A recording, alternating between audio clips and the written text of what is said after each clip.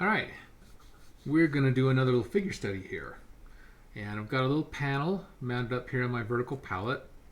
This is just a little piece of aluminum composite panel that I have gessoed with some just acrylic gesso. I used a roller, a really fine roller. I picked up at the local home improvement store. It's a really simple surface, and I like that, putting it down with a roller, because it gives you just a little bit of tooth, just enough to kind of grab the paint. And you can see that's not very big. I don't know what the size is. It's just an odd size, but I thought it would fit this figure study quite nicely.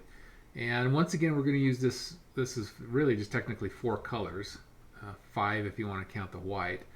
And looks like this one's starting to slide on us again. Kind of funny. Watch and see how far it goes. Okay, so this is titanium white. This is cad yellow.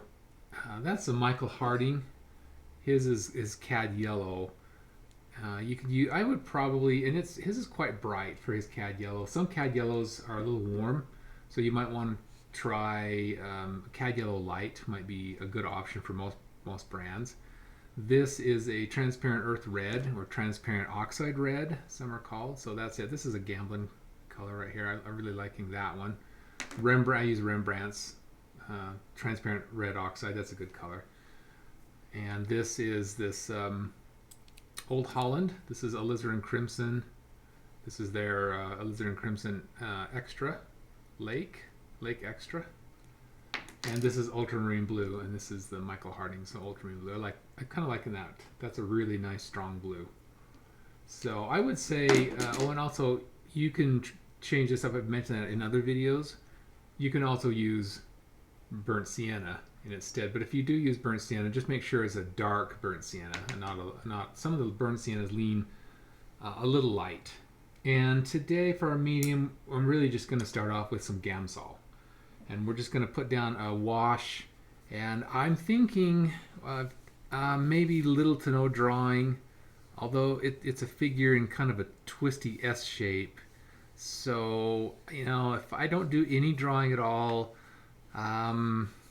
at least for placement, I can find myself in trouble and end up scraping things down a little bit. So maybe we'll just do some real quick placement is all. So all right, let's get this wash started.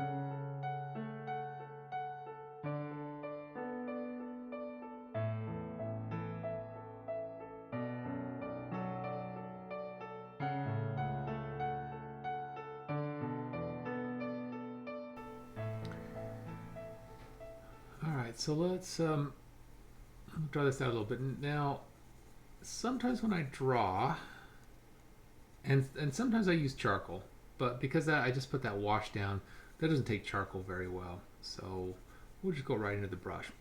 And here's a little tip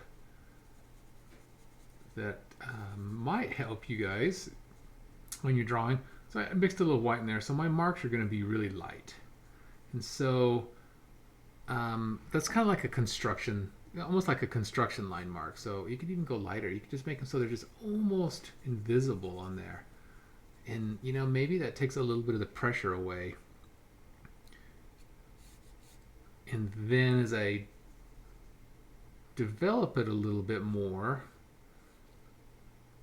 then we can come back in and let's see. This little S-shaped curve here.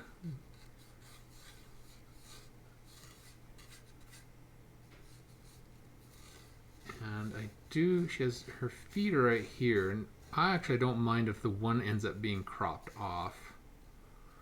Um, looks like it's a little angle. We come down here. So kind of a little, these strokes are a little dry. Try to draw straight lines. I think that's a very helpful thing. Let's see. Her head is tucked in right behind her shoulder. That's her shoulder right there. And quite often, it's a good idea to draw a center line. Kind of like, this is like gesture drawing. Gesture drawing with the oil paint.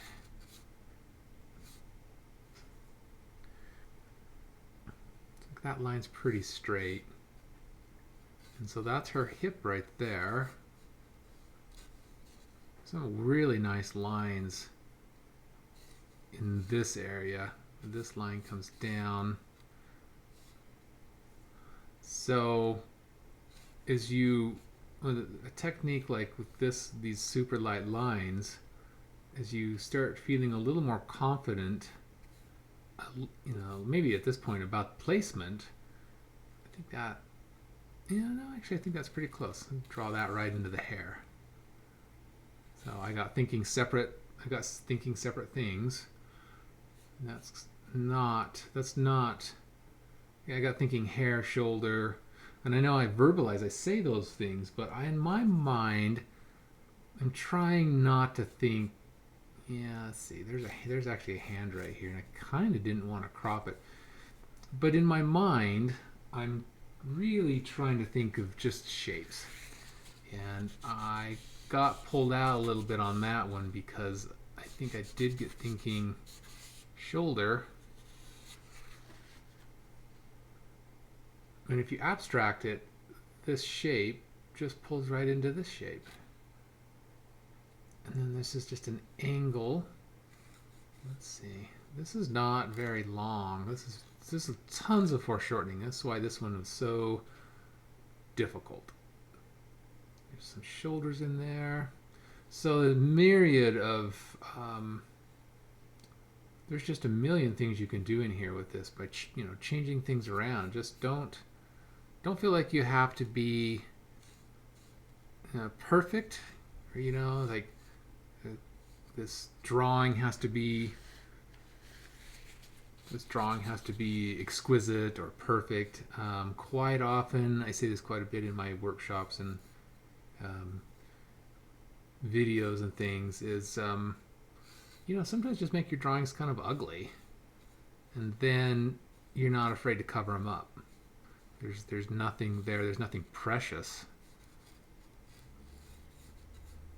So this leg is tucking up underneath this leg. And then there's quite a curve down to this foot. And then that foot is, looking at a line. Kind of, that's the angle right there. So not too much. That foot's going to be right there. Just basic placements. Basic placements. No idea if any of this is right. This could all be wrong. This could all be 100% wrong. I don't think it's 100% wrong, but it's not 100% right. I can guarantee that. I'll check a few angles here. Let's see, that actually comes up a little higher. And there's this angle on the hip.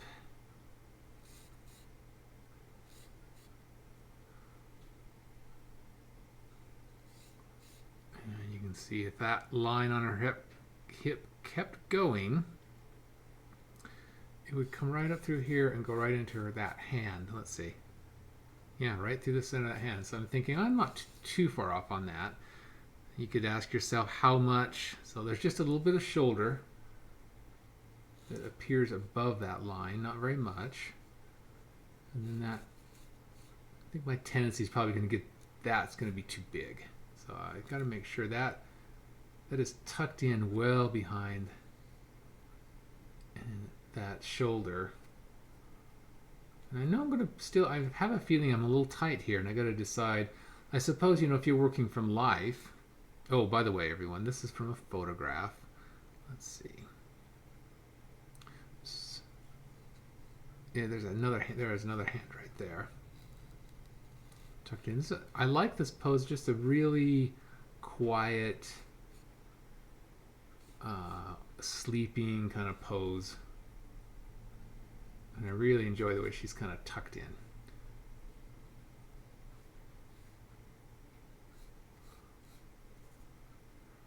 And then it comes down to this roundness down here. So again, these are just like construction lines. Just if they get a little, if it gets a little noisy, if it gets a little confusing, you easily take those out. Now, this is all, I'm still working all linearly. And once you feel like that's starting to look better, it can also really help your drawing if you start working with the patterns of light and shadow just a little bit. So this is actually all in a shadow. And then it makes these little, once you define the light side, then you can kind of start seeing what puzzle piece this makes. This makes this kind of, well, it's really probably not too far off. It's a little, I don't know what to call that. Let's come back to straight lines again.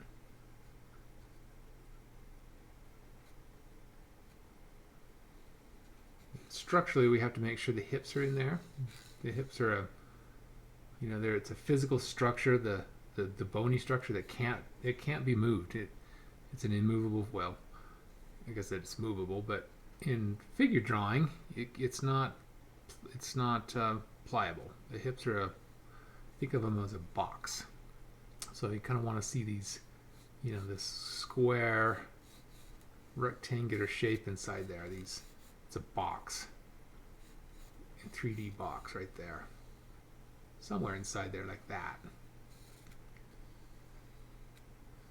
So each hip has to correlate with the other hip down here, you know, and then that might be somewhere right there is you know, is the great trochanter, and it comes down here. It's foreshortened. So it's really helpful to know a little bit about structure on the human form. You know, as a landscape painter, you can probably, or a still life painter, you could probably get away with a little bit more of just drawing what you see, but I think as a figure painter, working with a figure, it's really, really important to know what lies under that structure. All right, that's basically about what I was after. Just keep going around and around and around, you know. Just I tell everybody, don't be in such a rush. So I would only say if you have a life model in this pose, you do have a limited time then, but you know, this photograph, we have all the time in the world. But other than that, you know, I approach them the same way. It's the same approach. It doesn't really matter to me what I'm drawing it from.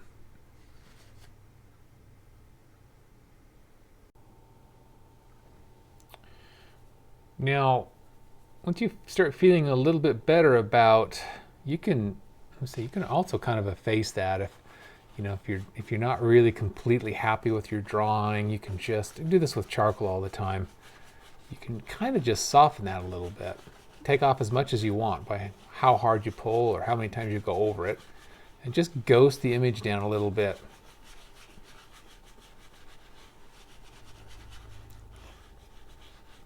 Kind of almost gives it a little bit of a pentimenti feel.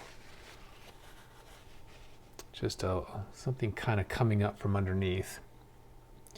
All right, I'm generally pretty happy with this. And so we're going to come back in with a darker color. Did I just say that? I can't remember if I just said that or not. So these are just the two colors. It's the ultramarine blue and the transparent oxide brown. And that's all I've really worked with so far. So I'm going to just pick a couple areas of this that are very, let's see, they're very important or very prominent. And we can just keep with the straight lines too. We still don't really need to worry about curved lines. So my reference is right over here to the right. So I'm just going to check a few angles. Now in reality, you know, that actually kind of bows up just a little bit before it gets to this. This other shoulder is kind of tucked underneath. So you're not really seeing this shoulder, but you are definitely seeing this shoulder. When I draw, I like to just, I'll put a circle there, and that to me represents a bone or a bony area. And we'll just kind of come back in and redefine generally what we had. I'm looking at relationships. Let's see, again, just a good idea to keep that simple.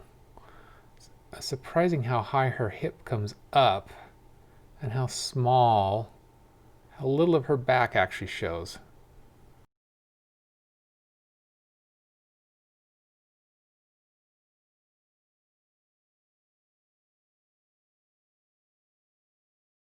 Let's see, this is feeling a little high. I think that needs to come down lower. And I think that separation of her backside is going to be a little lower, a little right there. And then that has to follow up. Clear, that's the tricky thing. You kind of keep wanting to put the middle of her shoulders right here, but they are not. That center line is dropped clear down there, and I'm almost wondering if that needs to be even lower. And then we talked about that other hip right there, and maybe we'll just exaggerate that for a second. Come up here, straight line there. And I know I'm showing too much of that head, but maybe just a little bit. That's the top of her head right there. Hair drops all the way to that shoulder. Comes down. She has this beautiful red hair, so we're really going to emphasize that. Not seeing very much of that arm. It's pretty small. Drops right into that hip. Seems maybe a little small. Now she's wearing just kind of a top. And that top, it's a camisole, is right here.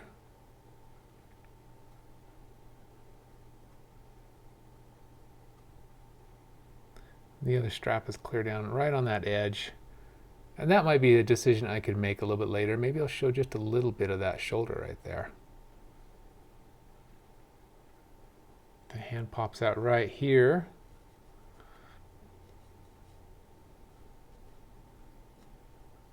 Just keep it simple. You know, no fingers. You're not going to put any fingers in there. Please don't put fingers in there yet. The shape of the hand. And you kind of see through the form. You know, you could kind of say, well, I know that elbow's there, and you know, and then she's on, so her head is on that arm. So it's always really a good idea to see through. Try to imagine you can see through. Imagine you have your vision can see through things, and so you know things are going to come back to where they belong. You know, shoulder to elbow, elbow to wrist, and that all connects. That represents another hand. That's not her elbow. That looks like her elbow. That's just her other hand right there.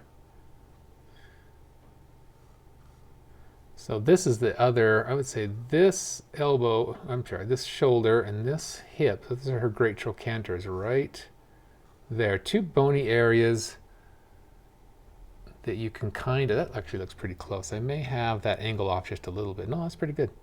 And then you kind of draw that. If you could see over the form, if you could kind of crawl over the form. Does that look right? Yeah, that looks pretty good.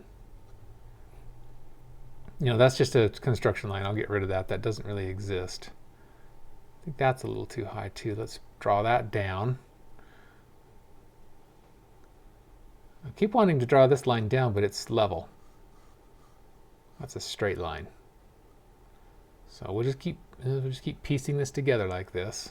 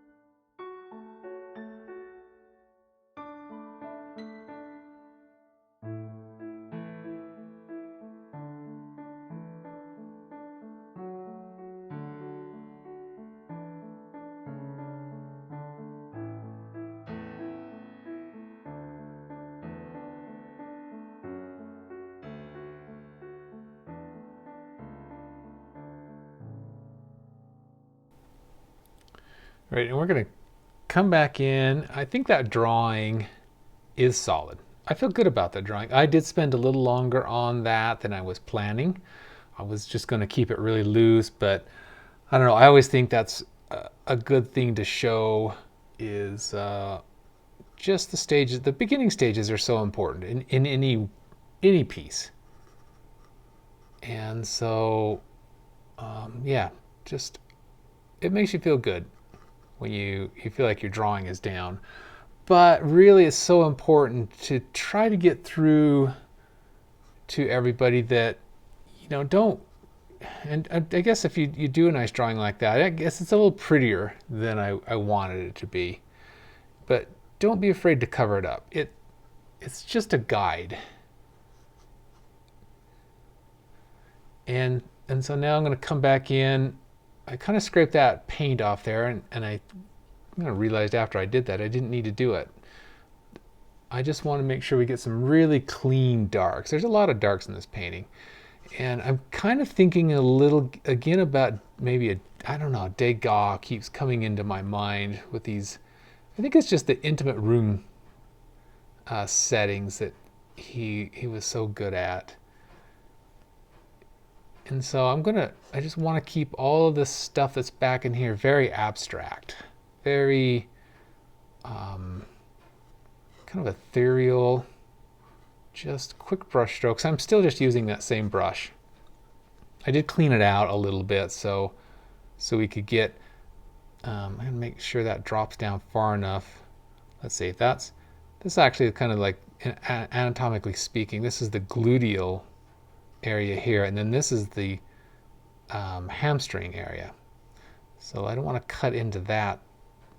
There's a nice little darkness. The light's coming in this direction. There's just, if I can capture this, this is like I mentioned, this is like a camisole, but it's a beautiful satiny color, and I haven't painted like a satin fabric for a long time, so I'm kind of excited about that. And then she's got these stockings on, and they're very dark and brown, and I love the way that just kind of goes into, let's see, I don't want to put too much of that black. I'll make just a few marks here.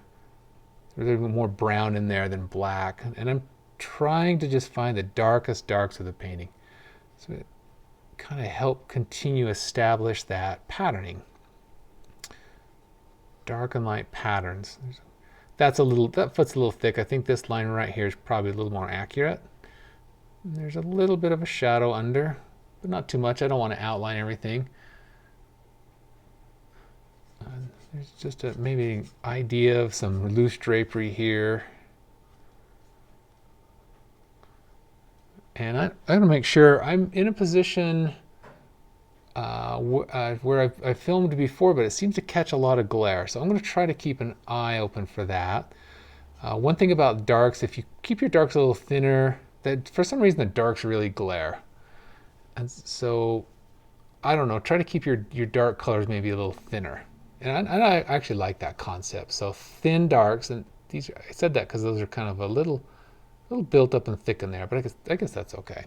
But thin darks, and then when you begin to apply more and more of your lights, they become thick, and I really enjoy that thick and thin. So I think when a painting is all thin everywhere, I think it loses something. It loses I don't know, it's almost a textural element. There's something about that. And then even when a painting is thick everywhere, I think it loses something. That's just my opinion, though. So, take that with a grain of salt. Decide what to do with all of this. There's a fair amount of color in here, and I might have to decide. I don't know. Let's just I think let's just go for it, and let's just put in what I have. It was just a setup to accomplish this pose, and you put in whatever props you need to put in. And quite often I'm always kind of trying to hide or change those.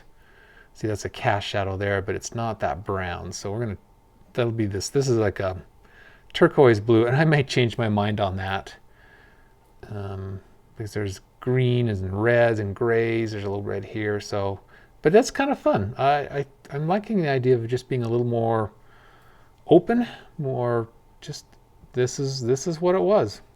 This is what we did. This is the scene. Let's see. I think that little brown is kind of working, so maybe I'll scrub in some of those browns. This is there's a really dark line because this is the calf, and I kind of don't want to lose that, so let's make that little kind of a breadcrumb there so we don't lose that calf. Should be easy to find again. Just kind of let those go into some of those shadows. All right, well, let's just keep working on this and see what we've got.